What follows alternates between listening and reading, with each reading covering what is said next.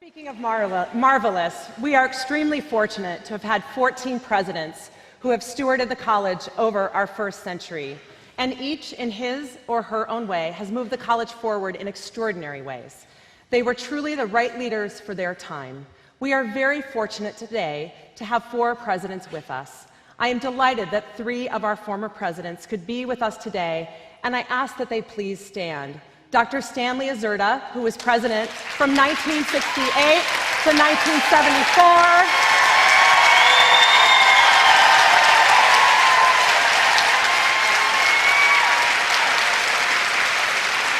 Sister and Dr. Emanuel Renner, president from 1979 to 1986.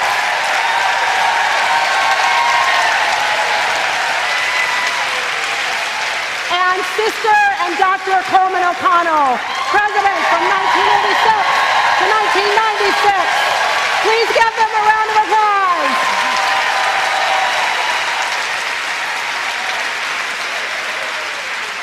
Thank you for your service, leadership, boldness, and courage during your tenures as president. Our 14th president, Dr. MaryAnn Baenninger, is a remarkable woman who is a fearless champion of women, and in particular, Benny women. In her 9 years at St. Ben's, she has advanced the college and shone a national light on the college and our women. Recently, I had the pleasure of traveling to Columbia, South Carolina for the inauguration of Beth Dindorf, class of 1973, and former chair of the St. Ben's Board of Trustees. Beth, are you out there? Beth? Is she here? Maybe she's not here yet because she's coming from Columbia, South Carolina. All right. Beth is one of 2 alums who just became new college presidents. And Beth, I'm sure, will be here tonight. So, hang on. President MaryAnn Baenninger was the keynote speaker during the inauguration, and during her introduction, she was described using 4 words. They are binoculars, paintbrush, toolbox, and Energizer Bunny. Binoculars. Dr. Baenninger is a visionary. She's always looking onto the horizon for opportunities to advance women in leadership positions. This is her passion. Paintbrush. As for the paintbrush, Dr. Baenninger has changed the college's landscape like an artist enhancing a great work of art since assuming the presidency in 2004. Toolbox. Dr. Baenninger loves to build. She enjoys building relationships with faculty, staff, students, alums, and donors, and values and respects these relationships. Energizer Bunny. Finally, like the Energizer Bunny, Dr. Baenninger has tireless energy. She's on 24/7 for the College of St. Benedict, and I can tell you, keeps us all hopping.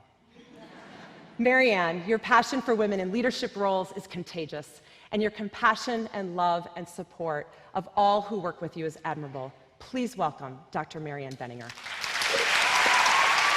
And let's drop your water.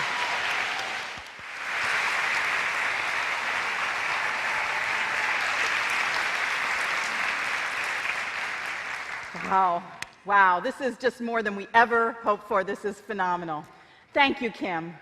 And on behalf of the faculty, staff, and administration of the College of St. Benedict, welcome each and every one of you to our largest reunion ever in honor of the 100th anniversary of College of St. Benedict.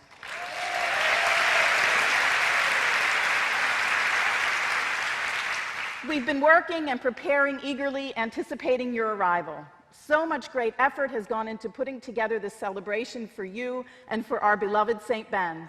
For 100 years, I believe she has aged very gracefully. I want to take this moment to thank and acknowledge the staff and crew, and of course the students who helped make this happen today. I'd call them all to stage, but after so many weeks and months of preparing for this and anticipating this event, most of them are so revved up on adrenaline and Mountain Dew, I don't think I could get them to actually stand up for that long. They're out there, though. They're ready to make this a truly memorable weekend for all of you.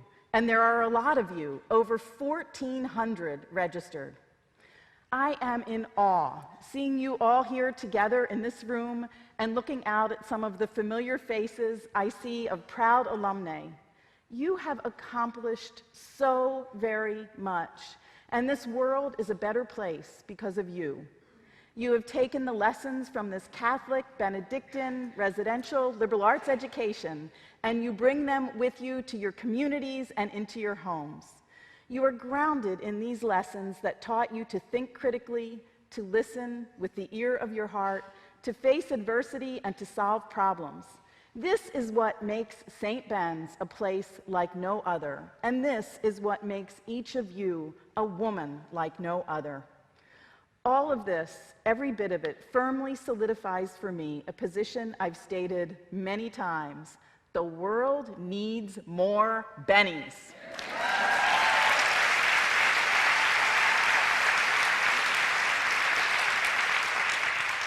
And when I say that, I don't mean that St. Ben's should get bigger. I mean that St. Ben's should get better.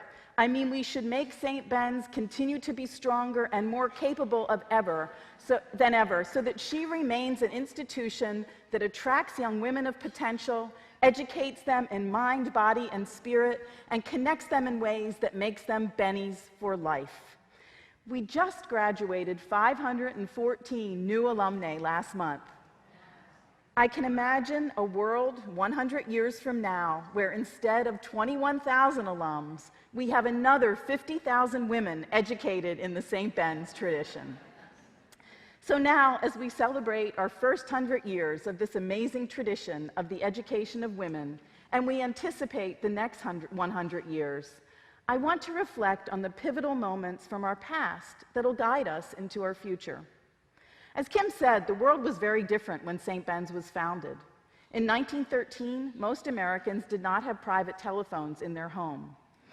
The automobile, still largely a status symbol of the elite, had just begun to be mass-produced, and there was no commercial airline industry.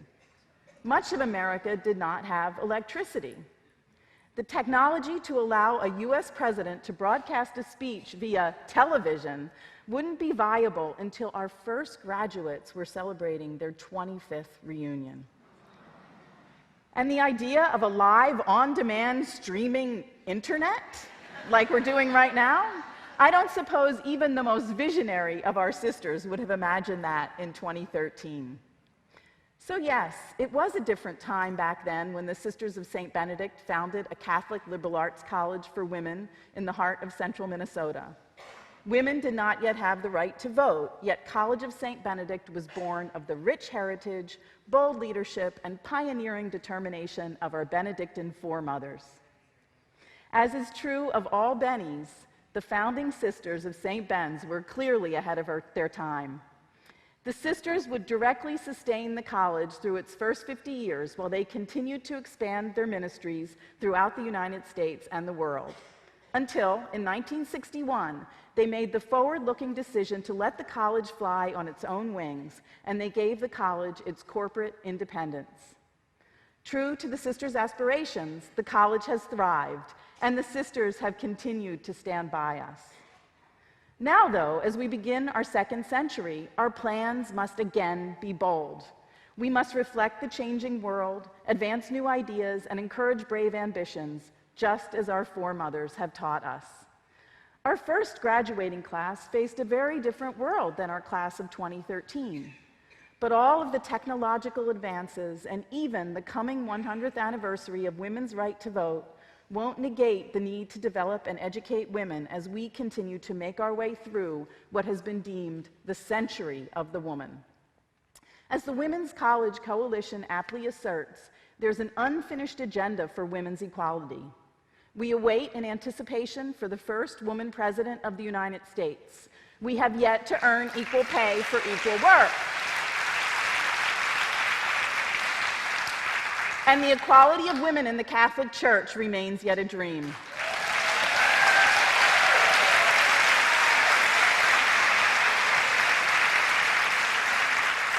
Women work harder for less compensation in all areas of life. And societies and our own expectations make aspirations and goals for women and girls complex and slow to change. But St. Ben's has been there and St. Ben's has helped. And each of you is a beacon of progress for an entire world of women. And you are making progress individually and together. So I will say it again, and I encourage you to say it with me. The world needs more Bennies!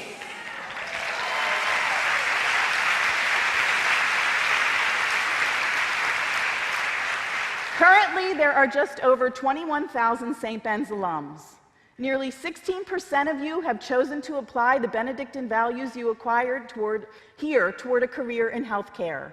And almost 19% of you have chosen careers in education. These are such important fields, and that is truly wonderful. And at the same time, over 30% of you have taken your degrees into business roles that help run government agencies, nonprofit and for-profit organizations. And the business world needs more Benedictine values. And the world needs more Bennies! 1 year after graduation, the St. Ben's class of 2011 had a full 9% of its alums in full-time volunteer service. AmeriCorps, Peace Corps, Amate House, Benedictine Volunteer Corps. The class of 2011 was at work for humanity in 7 different states and 10 different countries. And a year later, the class of 2010's percentage was, a year earlier, the class of 2010's percentage was even higher. And that's just those in full-time volunteer service. We know that nearly all of our alums have served their communities in a volunteer capacity. The world needs more commitment to service, and the world needs more Bennies! College of St. Benedict is an absolute leader in internationalization. We send more students abroad than any other baccalaureate institution in the United States.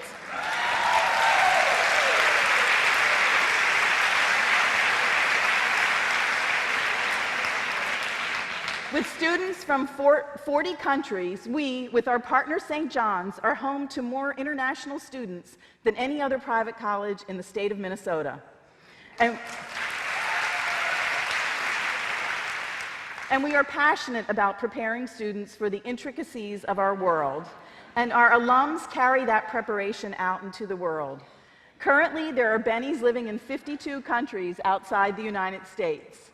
The world needs more cultural connection, and the world needs more Bennies. Our current cohort of students stands ready to answer that call and to live up to your legacy. Last fall, the average ACT score college readiness assessment for incoming St. Ben's students was 26. That average ACT score placed new St. Ben's students among the top 20% of all test takers nationally. In other words, St. Ben's is able to attract and enroll top student talent. The Bennies of today and tomorrow are intelligent young women with limitless potential. And when their abilities and ambitions mesh perfectly with our programs and resources, the result is students like Rachel Mullen. In April, Rachel, who will be a senior this fall, was one of 62 students from 54 U.S. colleges and universities to be named a 2013 Truman Scholar.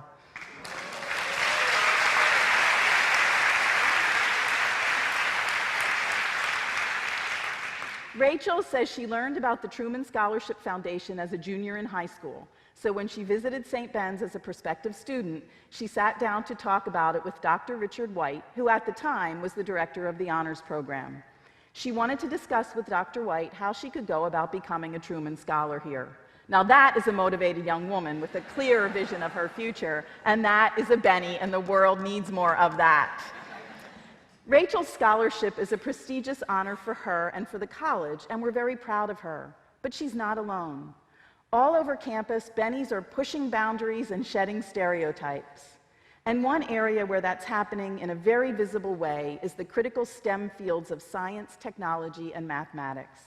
Nicole Kessler, for example, from the class of 2008, was in a... 2008? Nicole Kessler, for example, was an applied physics major with a math minor. After her sophomore year, Nicole was one of the first participants in the Summer Science Research Exchange program here at St. Ben's and St. John's with our China partners. After her junior year, she did research at NASA's Goddard Space Flight Center regarding heavy water, that's a physics term, on Venus. After graduating from St. Ben's, Nicole went to work at NASA's Johnson Space Center as a flight controller for the International Space Station program. Right now, she's in India participating in a cross-cultural interdisciplinary summer school on sustainable infrastructure and sustainable cities funded by the National Science Foundation. Well,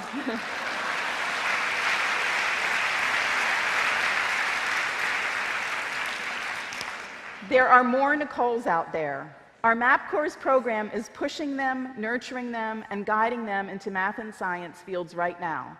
MAP course, that's mathematics, physics, and computer science research scholars, is a special opportunity for women. The intent is to improve access for women in these traditionally male-dominated fields. Students who are accepted into the program can receive a scholarship of $20,000 per year, thanks to the National Science Foundation, and it's renewable for up to 4 years. Women in the program go through a curriculum that includes a special research or problem-solving seminar each year. Well, clearly, we're attracting top student talent, and they are becoming Bennies of whom we can all be proud. But how are we drawing these young women of potential, and what makes St. Ben's an attractive option? Well, today, College of St. Benedict is a Tier 1, Top 100 liberal arts college. It's a member of Phi Beta Kappa. It's one of the nation's top-ranked colleges for women. It is the country's only Benedictine college for women.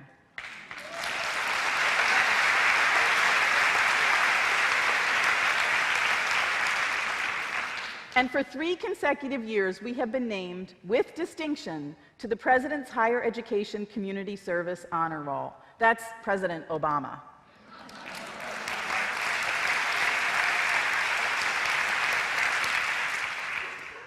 This award from the President of the United States recognizes colleges who integrate service learning into their curriculum and who have made measurable impact on the broader community. St. Ben's is also on the forefront of sustainability, and that's attractive to intelligent young women with an eye toward tomorrow. We are charter signatories of the American College and University President's Climate Commitment, promising to incorporate sustainability into all facets of campus life. We were the first college in Minnesota and one of 9 in the United States to implement a water bottle policy which eliminates the sale and purchase of plain plastic water on campus.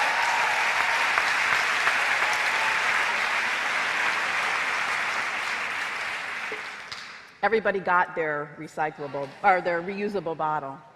And we've gone trayless in the Gretzky Center. Our Centennial Commons is the first student housing in Minnesota to receive LEED Platinum certification for homes. We take our sustainability efforts seriously to ensure that St. Ben's will be here for centuries to come.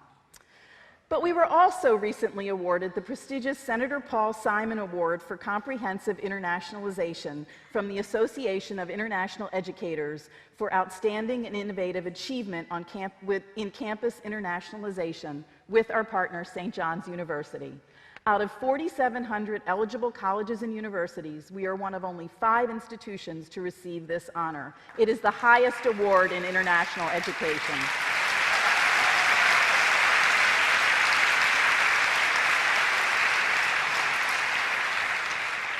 And all of this from such humble beginnings in just 100 years. So it begs the question, what's possible in our next century? Well, looking forward, I see a brilliant future of unparalleled opportunity for St. Ben's women on campus and throughout the world. And we must continue to pave the way for our next 100 years. We're starting down that road into the next century by pursuing opportunities that will lay the foundation. A new academic gateway building that will serve as a gateway to our campus for the next 100 years, while it houses 4 key departments for St. Ben's and St. John's: psychology, economics, computer science, and math. We will seek to fund increased scholarships to talented and deserving students who couldn't otherwise attend St. Ben's. We'll create interdisciplinary academic centers focused on faculty mentoring and scholarly activity, and we will complete the first phase of renovations towards a world-class athletic and fitness complex that nurtures the body as well as the mind and spirit and is home to the Blazers.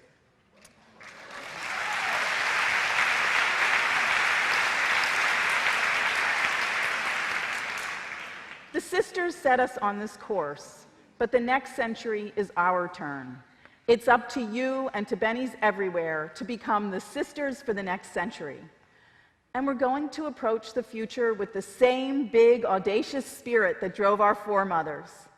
Every student at College of St. Benedict, today and forever, stands tall on the shoulders of those who have come before her, and together there is no telling what heights we can reach. Sic luceat lux vestra, let your light shine. As alumnae of this college, you have each taken your light into the world, and oh, have you let it shine, in lab rooms, in boardrooms, in family rooms, all around the world. Your light is a powerful thing. But when we gather together, we can shine our collective light on the future. The brilliance of our aggregated light can put doubt and uncertainty on the run and build a beacon to welcome the next generation. Your light is a vibrant, illuminating glow, and the world needs more light like that.